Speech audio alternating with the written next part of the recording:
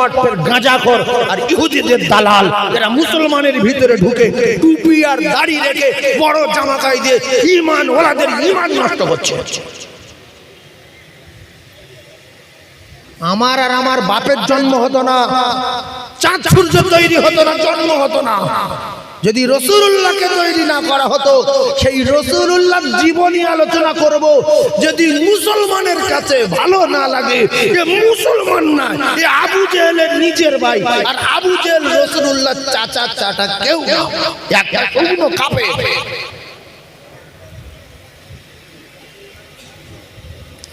মদ খেয়ে মরে যা, ওই রকম জীবন রাখাচ্ছে মুসলমানের ভিতরে ঢুকে মুসলমান পাড়ায় বাস করে নবীর জীবনী শোনা যাবে না, নবীর সিরাত আলোচনা করা যাবে না, বেশি করে 4-5 বোতল মদ খেয়ে মরে যাবে।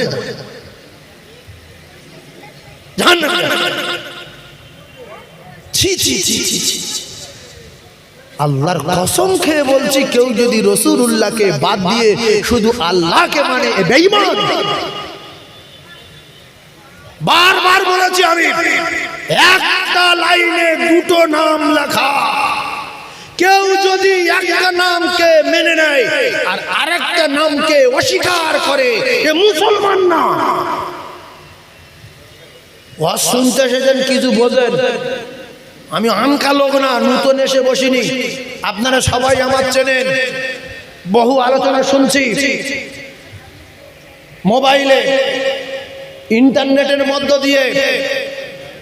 নবীর আলোচনা চলবে না, এটা সেই জাহিলিয়াতের যুগের কথা ছিল। রাসূলুল্লাহ যখন আলোচনা করতেন, একদল মুসলমান বেঈমান, এরা রাসূলের বিদ্রুপ বলেছে, চিটিংবাজ বলেছে, লম্পট বলেছে, জাদুকর বলেছে, ভণ্ড বলেছে, নবী না বলেছে। এখন সেটা শুরু হয়েছে। হয়েছে না হয়নি? যার নবী নাই তার আল্লাহ নাই, এটা লিখে রেখে দেন। যার নবী নাই তার আল্লাহ নাই। আপনার নামাজ নাই, রোজা নাই, হজ নাই, যাকাত নাই, কোন আমল ইবাদত আল্লাহর দরবারে কবুল হবে না। 300 বছর বাপ আদম কাঁদলো, এক মুহূর্তের জন্য দোয়া কবুল হয়নি। যতক্ষণ না আমার রাসূলের নাম স্মরণ না করেছে, ততক্ষণ দোয়া কবুল হয়নি। জোরে বলুন, আরো চিল্লে বলুন। তাহলে আমরা দুনিয়ায় বেঁচে থাকবো যতদিন, চন্দ্র সূর্য ওঠা নামা করবে যতদিন, আসমানের চন্দ্র আসমানের সূর্য উঠবে ডুববে যতদিন, দুনিয়া থাকবে যতদিন, রাসূলুল্লাহর আলোচনা চলবে ততদিন। জোরে বলো। এই আলোচনা যদি রাসূল সম্পর্কে না হয়, রাসূলের নাম মুছে যাবে, মানুষ ভুলে যাবে। মুসলমানের ঘরে জন্ম নিয়েছে, নবীর কটা দুধ মা জানে না, নবীর দাদুর নাম জানে না, নবীর নানার বাড়ি জানে না, কলেমা জানে না। আর একদল লোক চাচ্ছে ওসব বাদ দাও, চেপে দাও, কলেমাটাকে চেপে দাও, ওটা যেন লোকের মুখ দিয়ে মুছে যায়। এই আমরা নামাজের পরে বলি লা ইলাহা ইল্লাল্লাহু মুহাম্মাদুর রাসূলুল্লাহ। এই কথাটা শুনে কিন্তু অনেক নামাজি রেগে যায় যে তুই কলেমা পড়িস কেন? আসে না? আচ্ছা, এটা কিরাম নামাজি? যে কলেমা না পড়লে নামাজি হওয়া যায় না, যে কলেমা না পড়লে মুসলমান হওয়া যায় না, যে কলেমা না পড়লে ঈমানওয়ালা হওয়া যায় না, সেই কলেমা শুনলে কিছু লোক রেগে যায় যে কলেমা বলবে কেন? ছি ছি ছি।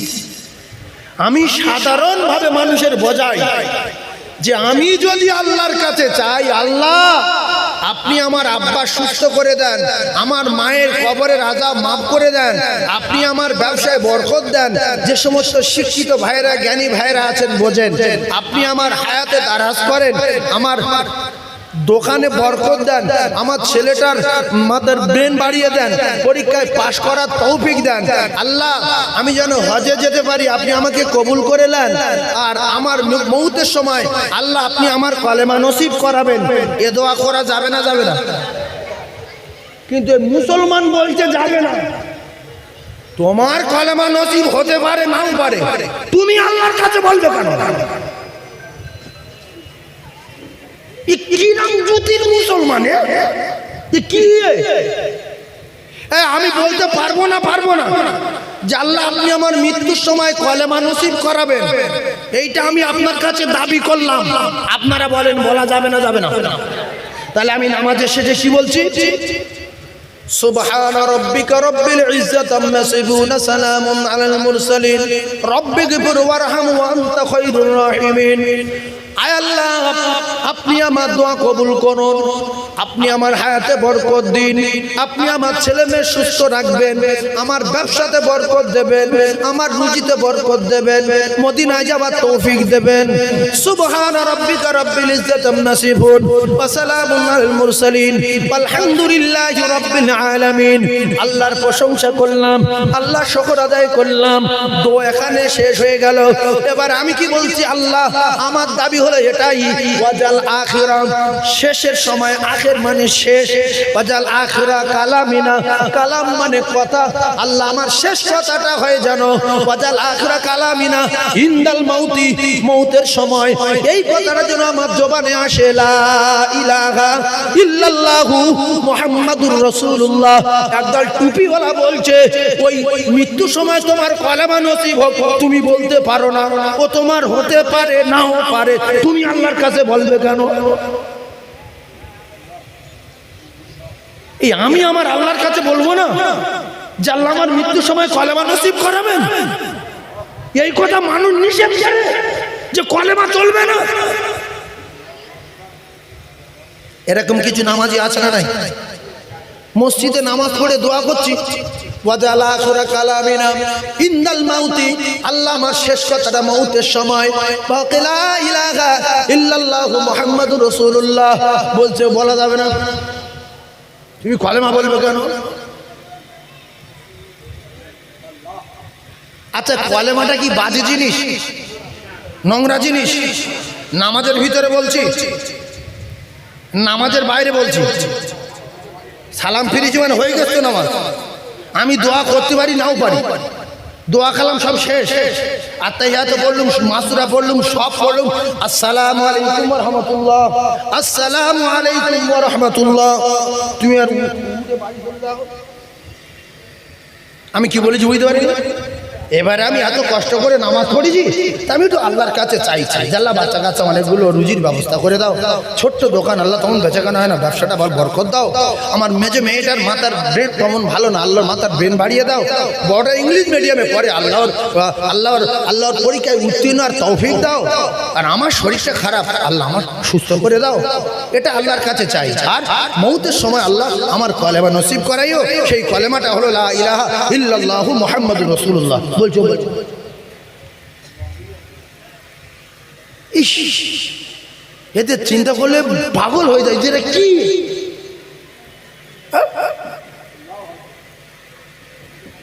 আচ্ছা, আপনাদের যতটুকু বোঝাতে পেরেছি, কলেমা বললে কি গোনা হবে কি?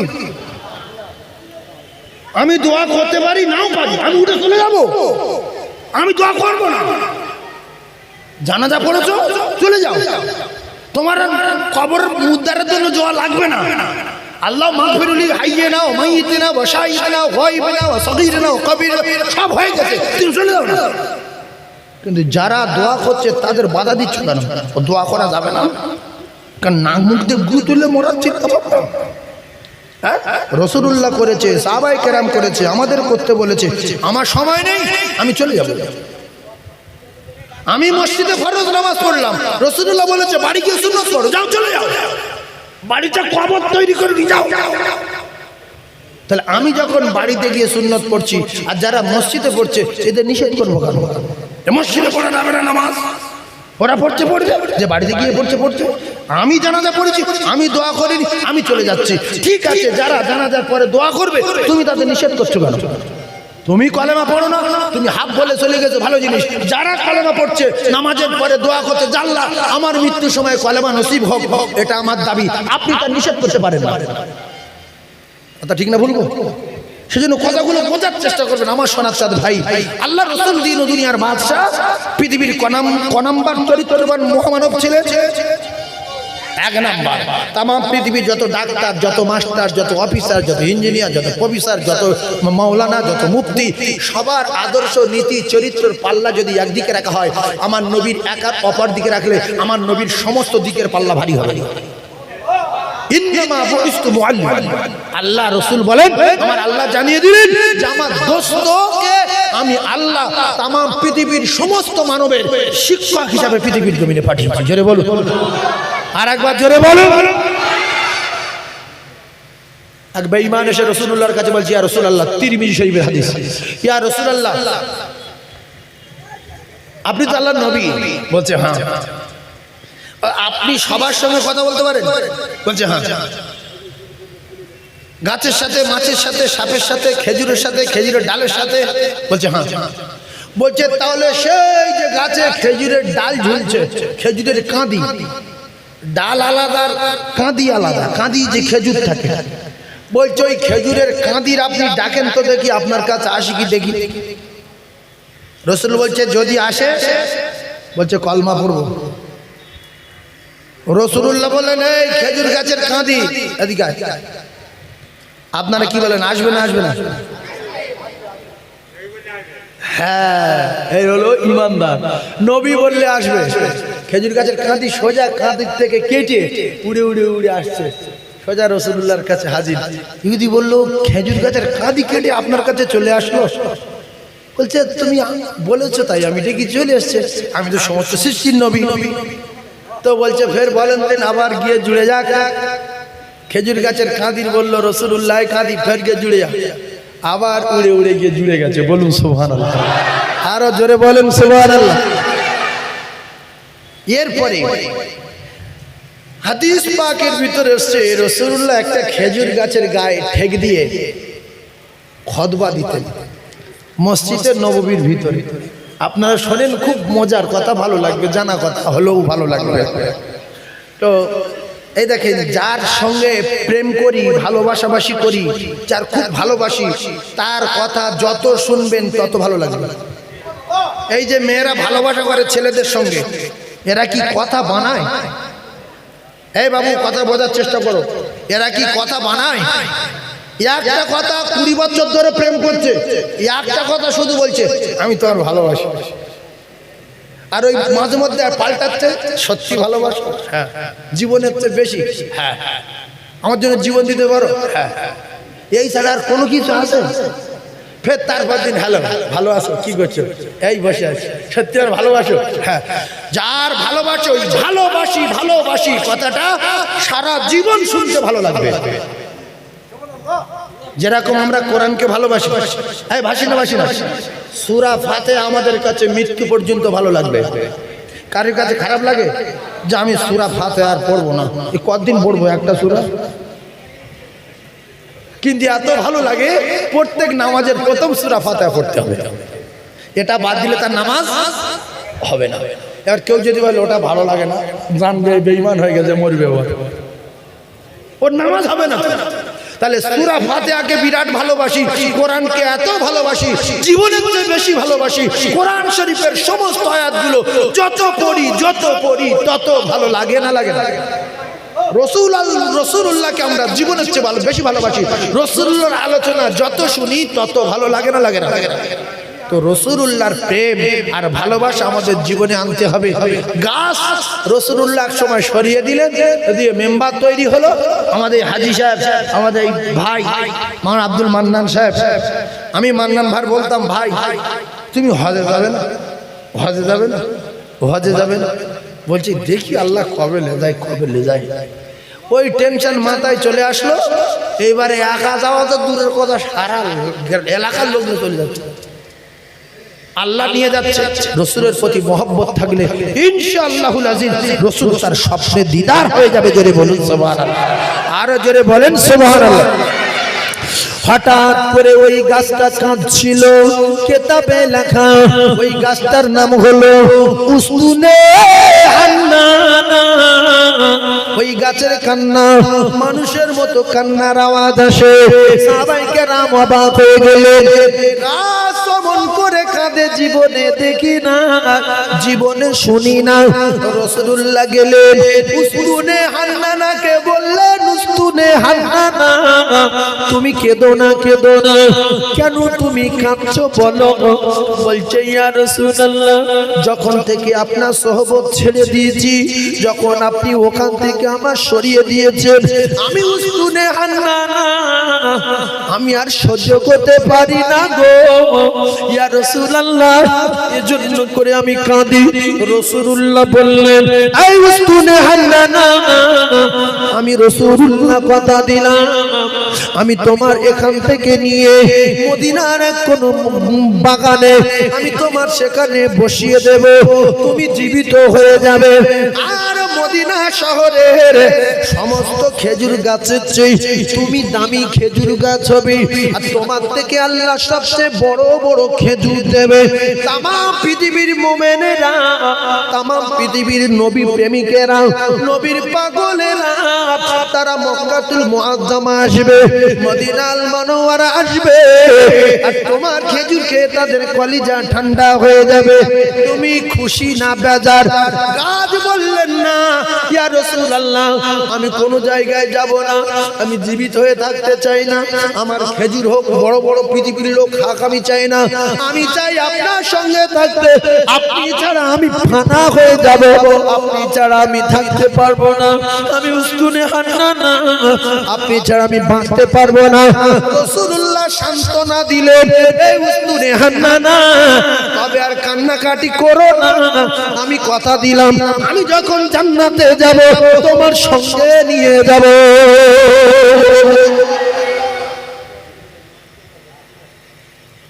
রাসূলুল্লাহকে আগে চিনতে হবে। রাসূলের মুজিজার কথা শুনলে কলিজা ঠান্ডা হয়ে যাবে, রাসূলের উপরে মহব্বত পয়দা হবে।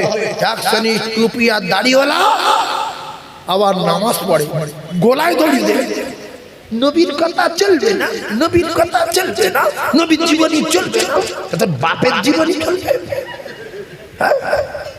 ছি ছি ছি, এই আবু জেহেল আরো বেশি উঠে পড়ে লেগেছে।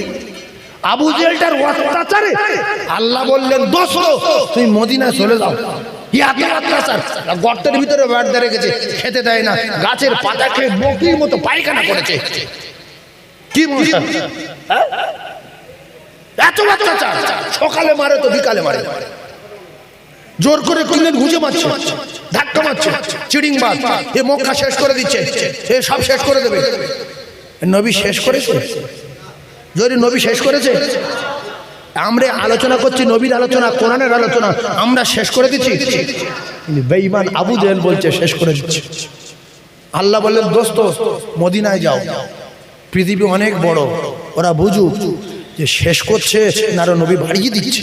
রাসূল মদিনায় গেলেন, মদিনার মানুষ আলো বাতাস পেয়ে আল্লাহ পাকের নূরে ফানা হয়ে, নূরের নবীকে পেয়ে তারা ফানা হয়ে রাসূলুল্লাহ প্রেমে পাগল হয়ে আল্লাহ পাকের জান্নাতের টিকিটও পেয়ে গেলেন তারা। জোরে বলুন সুবহানাল্লাহ। এমন নবী দুনিয়াতে হয়নি আর হবে না, এমন নবী দুনিয়াতে হয়নি আর হবে না, আর তুলনা তো দূরের কথা, নবীর ছায়া মেলে না। ধন্য গো মা আমিনা, ও মা তুমি নবীর মা, আর এমন ছেলে রাখলে পেটে ও মা জোড়া মেলে না। তাই মেঘে এসে ছায়া করে আমার নবীর গায়ে, আর সর্প এসে বাতাস করে আমার নবীর মাথাতে। ওরে চাঁদের মতো চাঁদ পেয়ে তুই ও মা রাখলি না মা আমিনা, আর দো জাহানের বাদশা নবী তাজদার মদিনা। বলুন সুবহানাল্লাহ, আরো জোরে বলুন সুবহানাল্লাহ। নবীর দেশে জন্ম লইনি, নবীর জন্মভূমিতে জন্ম লইনি, নবী শুয়ে আছে মদিনায়, সেখানে জন্ম হয়নি। কোথায়? সুন্দরবন এলাকায়, ভারতবর্ষের এক কিনারায় আল্লাহ পাক আমাদের পাঠিয়েছেন। নবী আমাদের চেয়ে শত শত বছর পূর্বেও চলে গেছে, তিনি দুনিয়ার জমিন ছেড়ে বিদায় নিয়েছেন, পর্দা দিয়েছেন। ভাই আমরা সুন্দরবনের এক কিনারা থেকে এই রাতের বেলা নবী নবী করে কি আলোচনা করছি, আর ইয়া রাসূলুল্লাহ, নারায়ে তাকবীর, আল্লাহু আকবার, সুবহানাল্লাহ, দরুদ শরীফ। আমার আল্লাহ খুশি না বেজার যে আমার পাগলেরা, আমার বান্দারা নবীর দেশে পাঠায়নি, নবীর জামানায় পাঠায়নি, মদিনায় পাঠায়নি, কোথায় সুন্দরবন জঙ্গলের লাগোয়া ভারতবর্ষ বলে একটা জায়গা, এরা নবীর চোখে দেখেনি।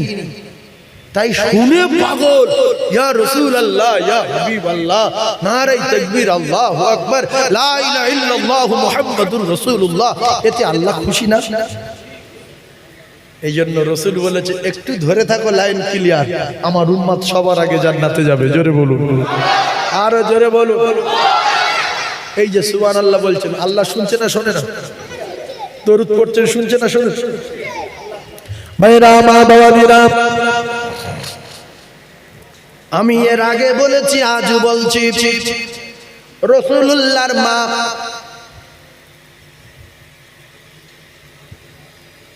আল্লাহ নবীর দুধ মা,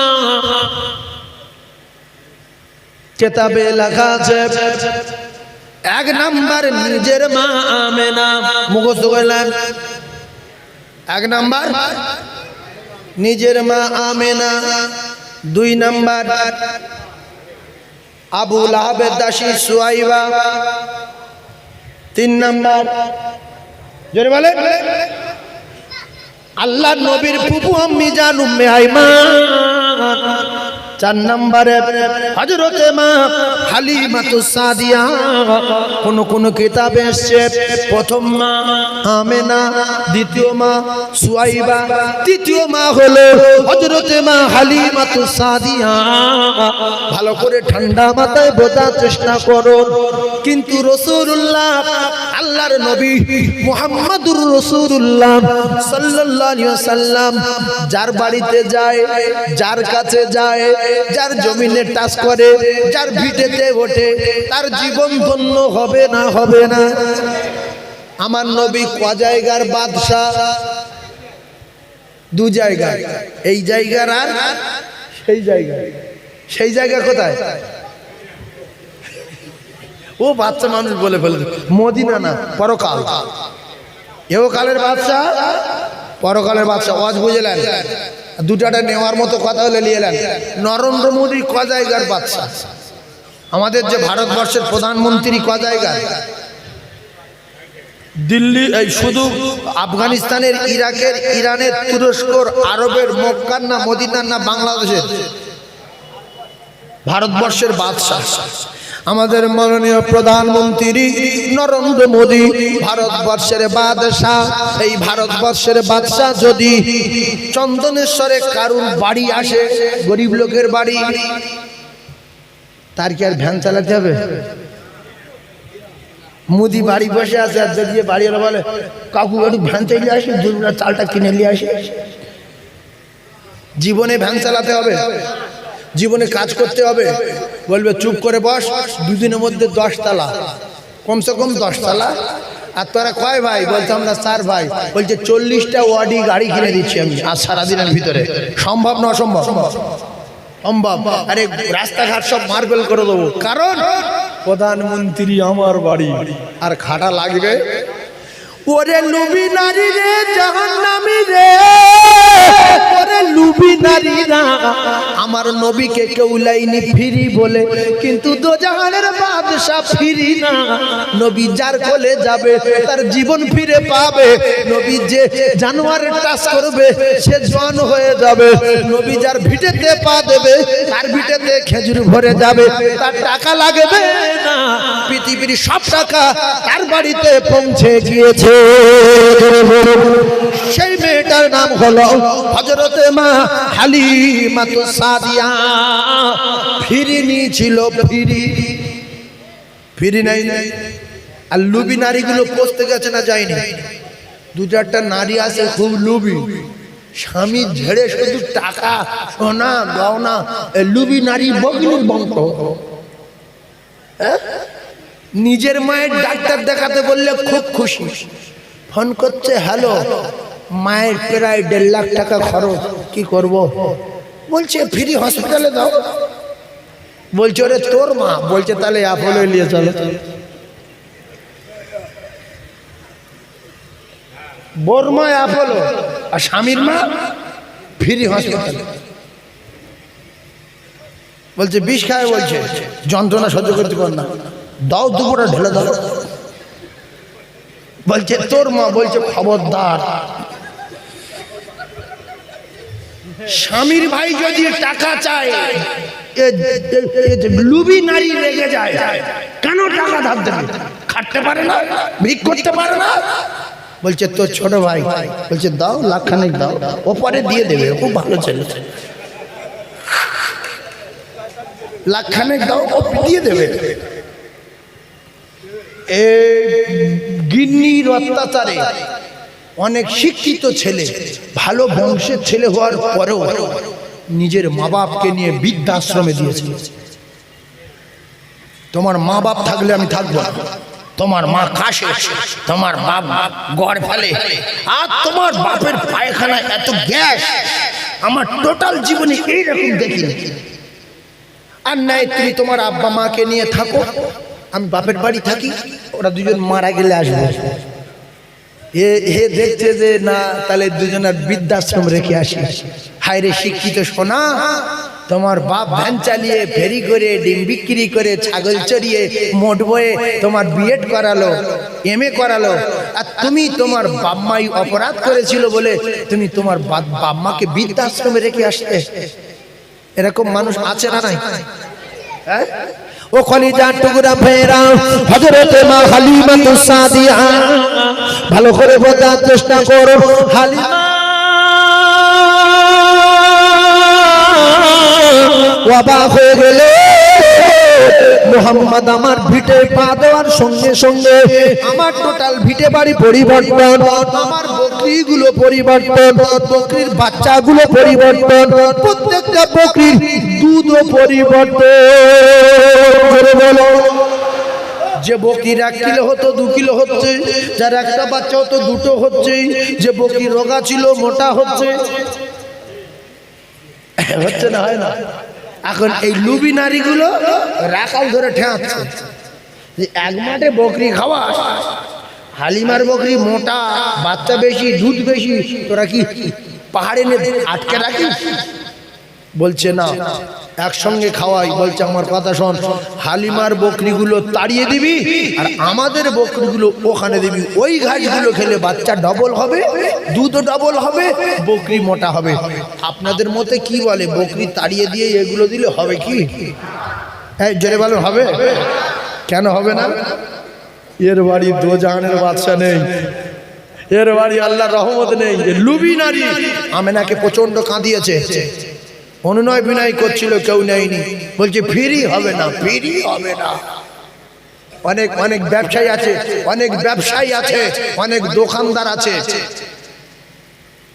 গরিবের কাঁদায় হয়তো 5 টাকা কম দিল, বা হয়তো একদিন একটু চাইলো, ভীষণ অসহায় মানুষ, দান স্বরূপ ওকে দিয়ে দাও, কারণ ও মজলুম। ও যদি বদদোয়া করে তোমার করোড় করোড় টাকার সম্পদ শেষ হয়ে যাবে। আল্লাহর কসম, রাসূলুল্লাহ বলেছে তুমি যদি ওর দুঃখ দাও, ও যদি তোমার জন্য বদদোয়া করে, তাহলে তুমি আর ব্যবসা টিকিয়ে রাখতে পারবে না। আর যদি বলে মেদিনীপুরতে আলী আসগার হুজুরি আনবো, ফুরফুরা শরীফ থেকে পীরের টিম তুলে নিয়ে আসবো, আল্লাহর কসম হবে না, হবে না, হবে না। খাজা বাবা তুলে আনলে হবে না, পৃথিবীর সব নবীগুলো তুলে আনলে হবে না। যার কাটি দিয়েছো, যদি বুঝতে পারো যে আমার দোকান থেকে অমুক লোক কেঁদে ফিরে গেছে, সে যদি ক্ষমা দেয় তো ব্যবসা ফিরে পাবে।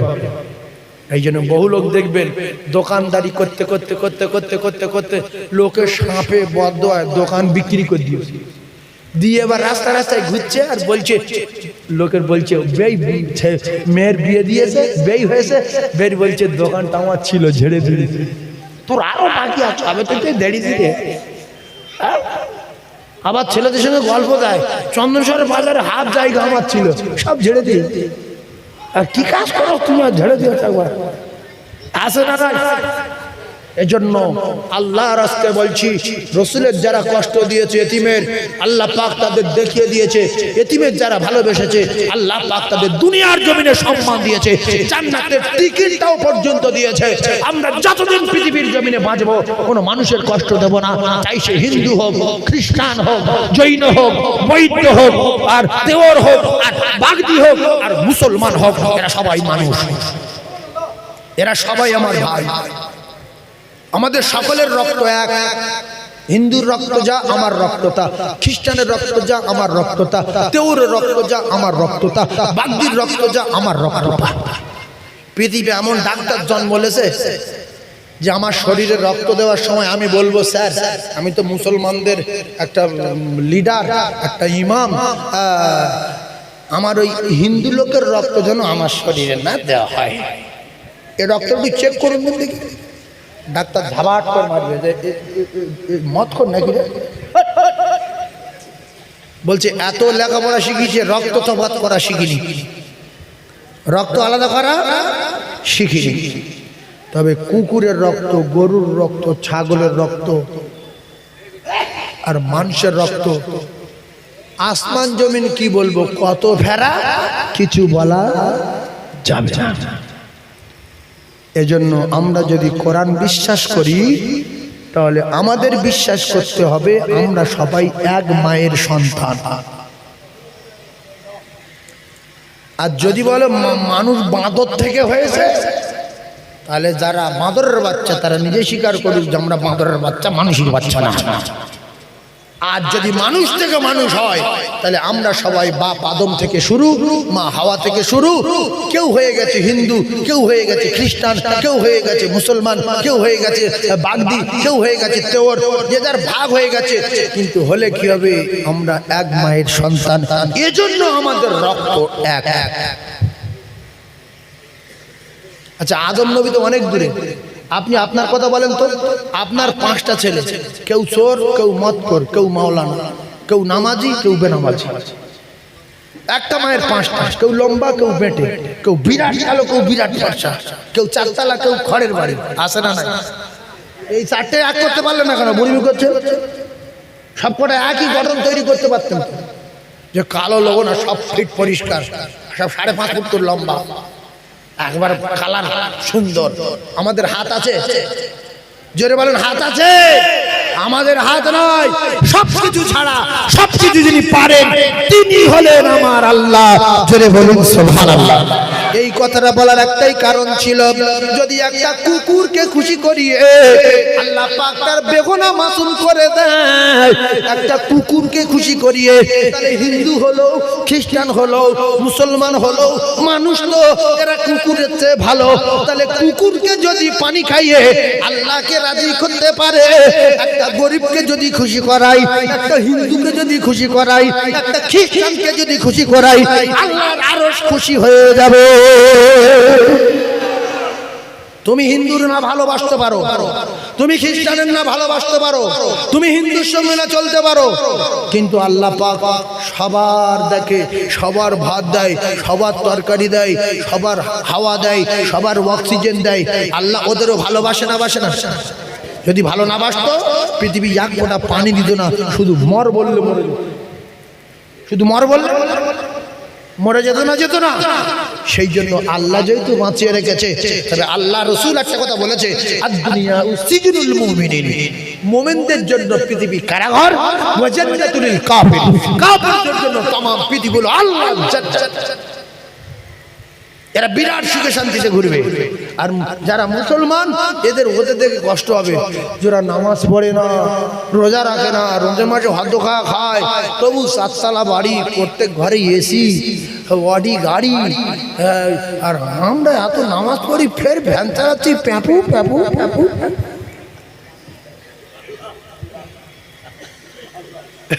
এটা রাসূলুল্লাহর হাদিস, আদ-দুনিয়া সিজনুল মুমিনিন, মুমিনদের কষ্ট হবে দুনিয়ায়।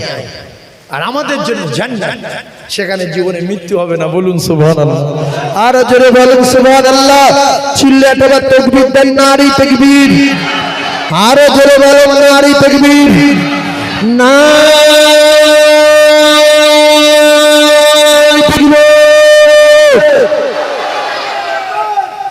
আর অন্ধ ফকির হিন্দু, অন্ধ ফকির হিন্দু।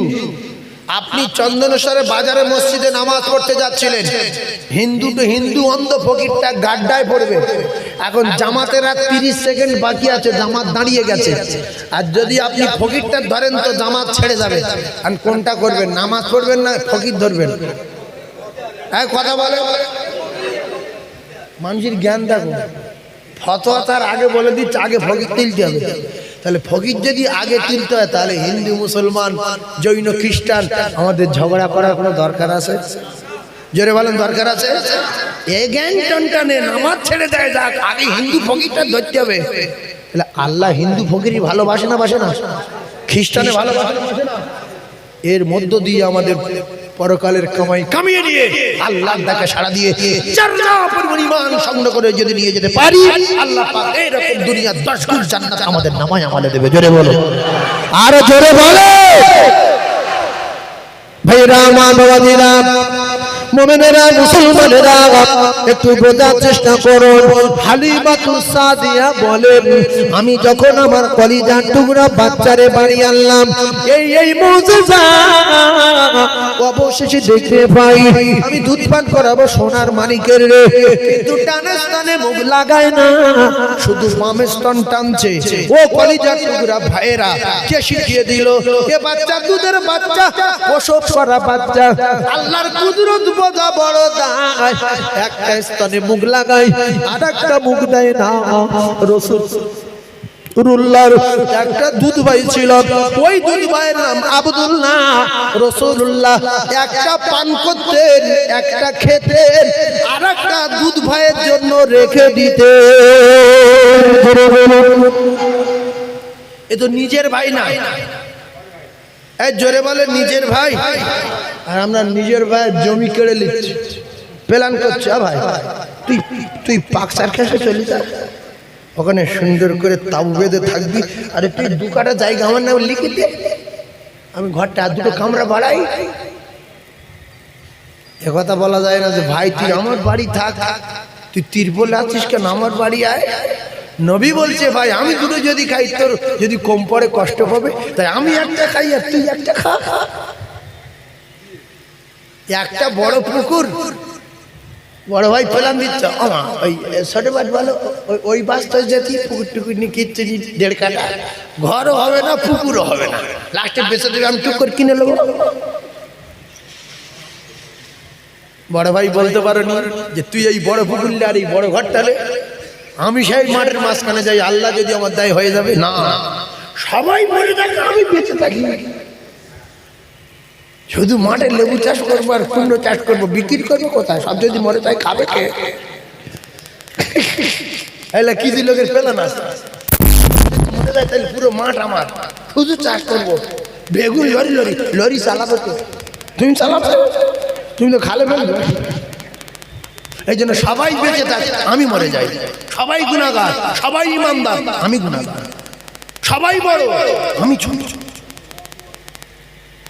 এইটা ভিতরে আনে না, এইটা ভিতরে আনলে দেখবেন অটোমেটিক বড় হয়ে যাবে।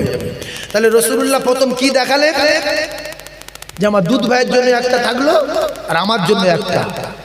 এরপরে মুজিজা, আল্লাহ নবী দিন দুনিয়ার বাদশা, যদি পৃথিবীর 1 নম্বর জ্ঞানী হয়, ও শিক্ষিত ভাইরা, নবীর প্রত্যেকটা কথার ভিতরে ভালাই আছে না নাই? রাসূলুল্লাহ দুধ পান করেছিলেন হালিমাতুস সাদিয়ার কতদিন? 7 বছর না 8 বছর? জায়গাটা বলেন ভাই, ছেড়ে যাবে না বেঁধে যাবে? 8 বছর?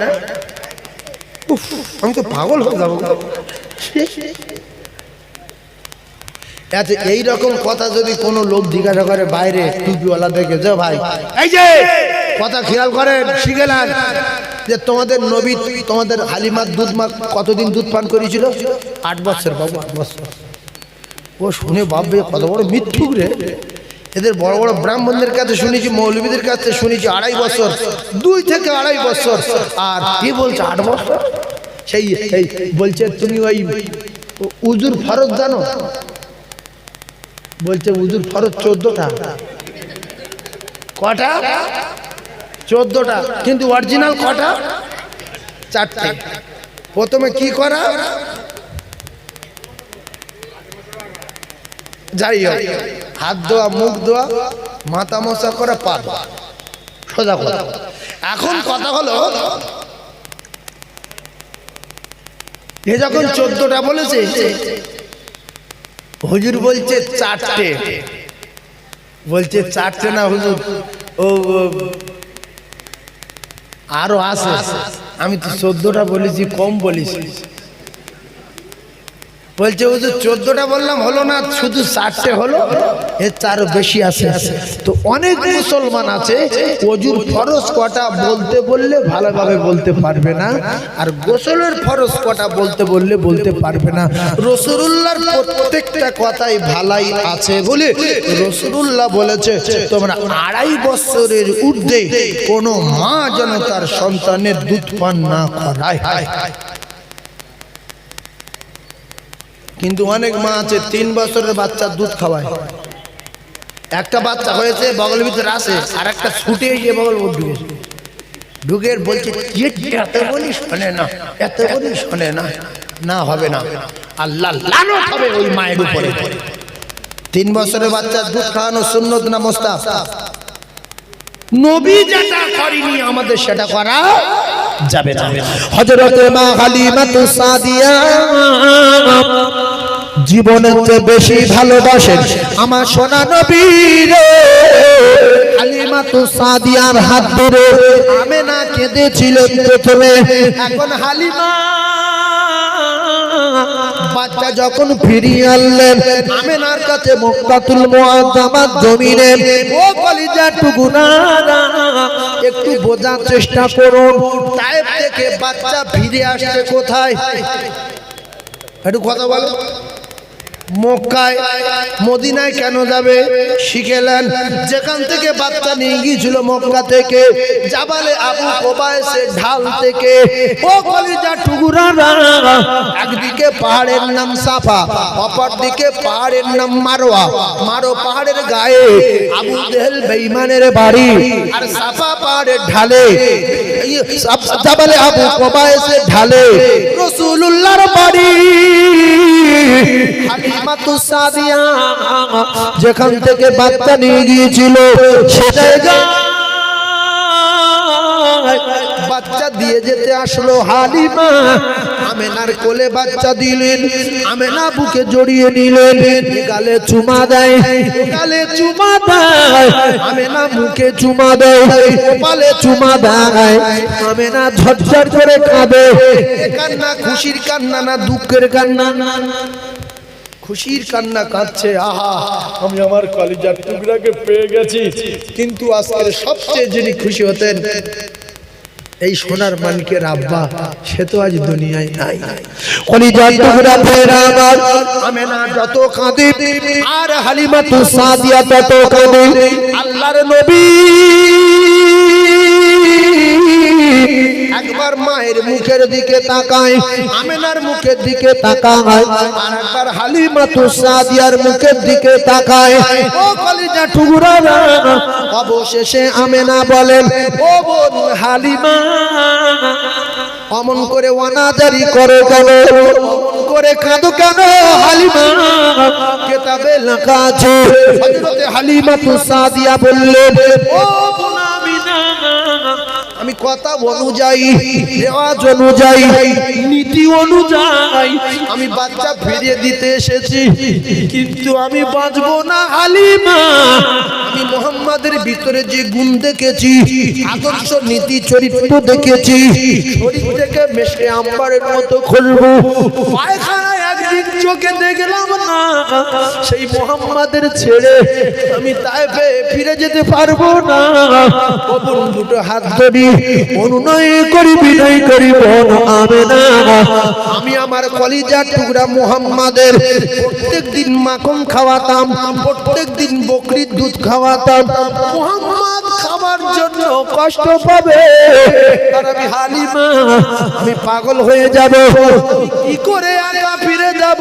আমি না, হাত দুখানা ধরি ফিরিয়ে দিও না, মোহাম্মদকে আমার কোলে আবার দিয়ে দাও, আমি আর কয়েক বছর রাখি। কলিজার টুকরা ফেরা আমার আমি না। হালিমার কান্না দেখে রাসূলুল্লাহ চোখে পানি দেখে, ভাই মা যদি কাঁদে বাচ্চা কিন্তু অটোমেটিক কাঁদবে। একটা বাচ্চার মারবেন না, বাচ্চার কোলে নেবেন, মায়ের কোলে দেবেন আর মায়ের বিরাট কাঁদতে বলবেন, বাচ্চা চিল্লে চিল্লে কাঁদবে। না মারলেও কাঁদবে না, কাঁদবে না। বাপ কাঁদলে কাঁদে, ভাই কাঁদলে কাঁদলে। এমনি ভাই বোন যদি মায়ের কথা ছেড়ে দেন, বাপের কথা ছেড়ে দেন, ছোট বোন আর ছোট ভাই কিংবা ছোট ভাই আর বড় ভাই দুজনে যদি এক জায়গায় থাকে আর ছোট ভাইটা যদি বিরাট কান্না কাঁদে, বড়টা অটোমেটিক কেঁদে ফেলবে। কাঁদবে না, কাঁদবে না। হযরতে হালিমাতুস সাদিয়া কাঁদছে, আল্লাহর নবী মাঝখানে একদিকে মায়ের কোলে বসে, আমেনার কোলে বসে আমেনার মুখের দিকে তাকায়, বিশ্ব নবী চোখের পানি জারি হয়ে যায়। হালিমাতুস সাদিয়া কাঁদে, আল্লাহর নবী অবাক হয়ে যায়। আল্লাহর নবীর মা আমেনা বললেন, হালিমা আমার কলিজার টুকরাকে তুমি মাখন খেতে দাও প্রত্যেক দিন, আমার সোনার মানিককে দুধ খেতে দাও প্রত্যেক দিন। সত্য কথা বলেছো বটি, আমার এখানে দুধ পাওয়া যাবে না, আমার এখানে মাখন পাওয়া যাবে না। ও বোন হালিমা কেঁদো না, আমি আমার সোনার মানিক, আমার জানের টুকরা, আমার জানের জান মোহাম্মদকে আমি আবার তোর কোলেতে তুলে দিলাম।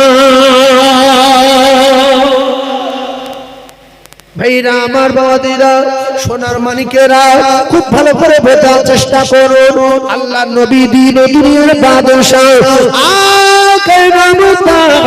তাজদার মদিনা, বিশ্ব নবী আল্লাহর দোস্তকে নিয়ে হযরতে মা হালিমাতুস সাদিয়া আবার তায়েফের দিকে রওনা হয়ে যায়।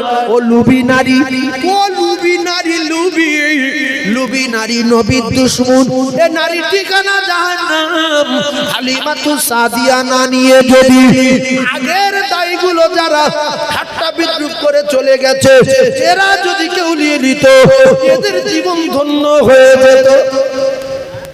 পরে পরে চিন্তা করছে, আরে আমি যদি নিতাম খুব ভালো হতো রে। দুনিয়ায় থাকতে থাকতে যদি নামাজ না পড়ো, রোজা না রাখো, কবরে গিয়ে যখন সাপটা করবে তখন পৌঁছতে যাবে আর বলবে, আরে দুনিয়ায় যদি নামাজ পড়তাম, মিথ্যা না বলতাম, সৎভাবে চলতাম, সৎ ব্যবসা করতাম রে, আজকের কবরে কতই না শান্তি পেতাম। আল্লাহ বলবে, আল্লাহ একেবারে ফিরিয়ে দেন, আল্লাহ ফিরিয়ে দেবে।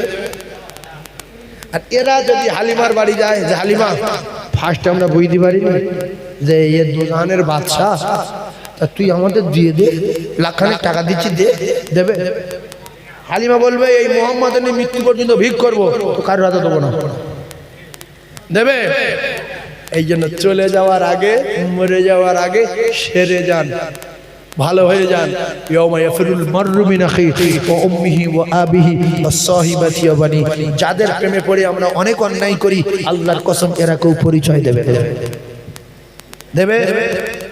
ছেলে মেয়ের জন্য অনেক উল্টো পাল্টা কথা বলি, অনেক মিথ্যা কথা বলি, অনেক গুনার কাজ করি, অনেক নামাজ কাজা করি, কিন্তু এরা কেউ পরিচয় দেবে। আমার খুব ভালো লাগছে যে আপনারা এই যে জাম হয়ে এরকম বসে আছেন শুধুমাত্র রাসূলুল্লাহর প্রেমে, কথা ঠিক না ভুল গো? তাই একটা ছিল্লে তাকবীর দেন দেখি, নারী তাকবীরটা। যে বলছেন এর উদ্দেশ্য কি? আল্লাহ বললে তো আল্লাহ খুশি হবে, কি জন্য বলেন আল্লাহ জানে। সবাই বলেন না নারী তাকবীর, আরো জোরে বলেন নারী তাকবীর। না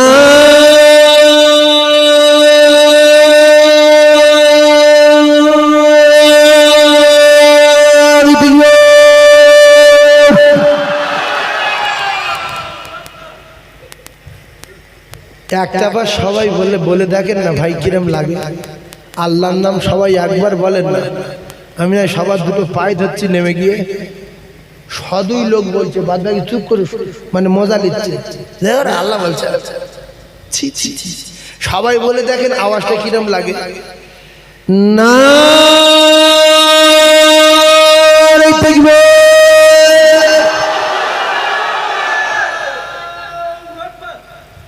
এই দেখ দমটা দেখ, মুরব্বী মানুষ দমটা দেখ।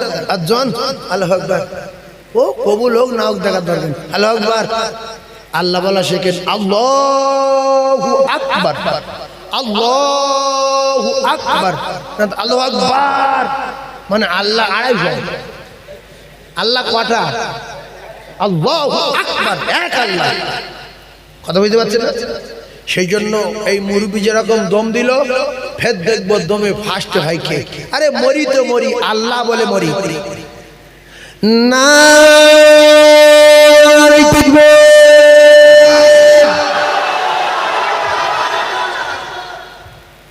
সব সমান সমান। আল্লাহ আমাদের কবুল করে নেন। এইবারে খুব ভালো লাগলো, সবাই সমান হয়ে গেছি। হালিমাতুস সাদিয়ার বাড়ির মুজিজাগুলো এবার বলবো। 3 বছরের মুহাম্মদ রাসূলুল্লাহ, এবারে একের পর এক মুজিজা ফানা হয়ে যাবেন। আচ্ছা বাজার তো আপনাদের কি খুব অসুবিধা হচ্ছে? খিচুড়ি না বিরিয়ানি? বিরিয়ানি কত হাঁড়ি? 5 হাঁড়ি বিরিয়ানি, যাই তাই ব্যাপার না। তবে আমার মনে হচ্ছে চাল অরিজিনাল না।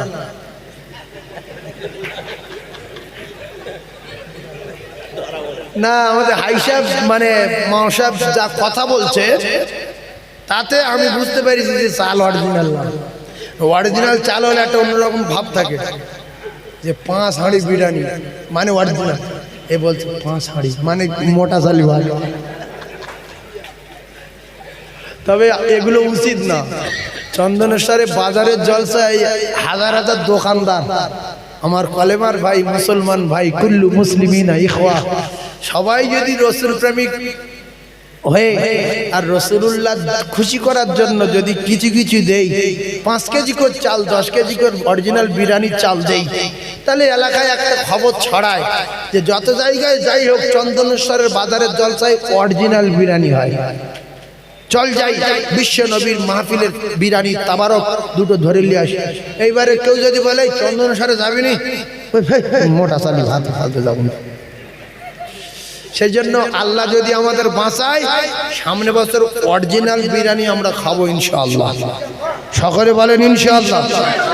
লোক হাঁ করে মরে যাচ্ছে বলো। আজকের আমাদের পাড়ায় 2 জন মরেছে। গত কয়েকদিন আগে অ্যাক্সিডেন্টে 2টো জওয়ান ছেলে, যার বয়স খুব বেশি, তার বয়স 22 বছর, 2টো ছেলে মারা গেল। বুলেটের মতন ছেলে, একটু গাড়িটা একটু জোরে চালাচ্ছিল, একটু জোরে চালাচ্ছিল, মানে 130-35 পিকআপ ছিল।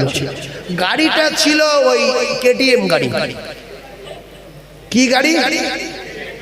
এরকম টার্নিং লেসের টার্নিং, সামনে ছিল খাল, খালের ওপারে ছিল বড় বড় গাছ। এই টানলিগে গাড়ি উড়ে খালের ওপার থেকে উড়ে গিয়ে এপারে গাছের গায়ে মেরে। এই আপনাদের রাস্তায় হয়, বিশ্বাস করুন। আমি তো প্রত্যেক দিন রাতের বেলা যাই, তো 2টো, 2:30, 1:30, রাত 1টা, 12:30 মাঝে মধ্যে গাড়ি আসে, আর আমি শুধু দোয়া ইউনুস পড়ি, লা ইলাহা ইল্লা আনতা সুবহানাকা ইন্নী কুনতু। আল্লাহ তার বাচ্চা তার কোলে ফিরিয়ে দাও, সে যে জাতির বাচ্চা হোক আল্লাহ। বিবি বাচ্চা কেঁদে মরবে, মা বাপ কেঁদে মরবে। এদের এত জ্ঞান কম কেন? তুমি কি 1.5 কোটি টাকা দিয়ে এয়ারপোর্টের প্লেন ধরার জন্য টিকিট কেটে রেখেছো? যেখান থেকে আমার এয়ারপোর্টে পৌঁছাতে হবে টাইম আছে 15 মিনিট, তা তো না। ওয়াকারণে, আরও নিউ টাউনে, হাতিশালায়, ইকো পার্কের ওই রোডটা সোজা আকাঙ্ক্ষার ওখানে, এই যে রাস্তাগুলো, গাড়ি আসবে রাতের বেলা, এ হেলমেট পরে লেছে, এখানটায় তুলো লেগে গেছে, এখানে তুলো লেগে গেছে, হাঁটু সেই একটা হেলমেট টাইপের আছে কভার, এইরকম ঘুরে উড়ে যাচ্ছে। আল্লাহ মৃত্যু চাই, মৃত্যু চাই। যারা মোটরসাইকেল চালাও আমার সোনার চাঁদ ভাই আস্তে চালাবে। মোটরসাইকেলটা কেন? কষ্ট কম হবে, সুস্থভাবে যাতায়াত করব, পেট্রোল মারলে কষ্ট হয়, টাইম একটু সময়টা কম নষ্ট হবে। 10 মিনিটের রাস্তা আমি সেখানে 8 মিনিট ধরে 2 মিনিট স্লো যাব। আল্লাহ আমাদের সকলে সুস্থভাবে শান্তির সঙ্গে জীবন যাপন করার তৌফিক দেন। সকলে বলেন আমিন। আরো জোরে বলেন আমিন। কলিজার টুকরা ভাই, আমরা যদি বেঁচে থাকি তো সামনে বছর মাহফিলে বসবো, আর যদি মরে যাই। আচ্ছা, একটা কথা আমি আপনাদের জিজ্ঞাসা করি, এই মাহফিলে গতবারে যারা ছিল এবারে কিন্তু অনেকে নাই, এবারে যারা আছি গতবারে আবার সবাই থাকবো কিনা গ্যারান্টি দেওয়া নাই। সেজন্য আল্লাহ রাব্বুল আলামিন আমাদের সকলের এই মাহফিলের সামনে বছরে বসবার মতো তৌফিক দেন। বলেন আমিন। 10টায় মাহফিল শেষ হবে, তো আর মাত্র 20 মিনিট মতো বাকি আছে, 22 মিনিট মতো। 20-22 মিনিটের ভিতরে 15-16 মিনিট একটু ওয়াদা করাবো হালকা, আর বাদি আমি কি করব, সালাম কিরাম পড়িয়ে দোয়া করব, আর 5 হাঁড়ি বিরিয়ানি আপনাদের বন্টন করা হবে। তাই আমি সর্বপ্রথম আপনাদের কাছে বলবো, আমার কলিজার টুকরা মোমেনদের কাছে বলবো, কোনো দোকানদার ভাই আছেন যে বিরিয়ানির চাল সামনে বছরে আমি একা 1 বস্তা দেবো। আমাদের এই জলসা, বাজারের জলসা, ঐতিহাসিক জলসা, এই মাহফিলটাকে আল্লাহ কবুল করুক। বিশ্ব নবীর স্মরণে আমি 25 কেজি বস্তা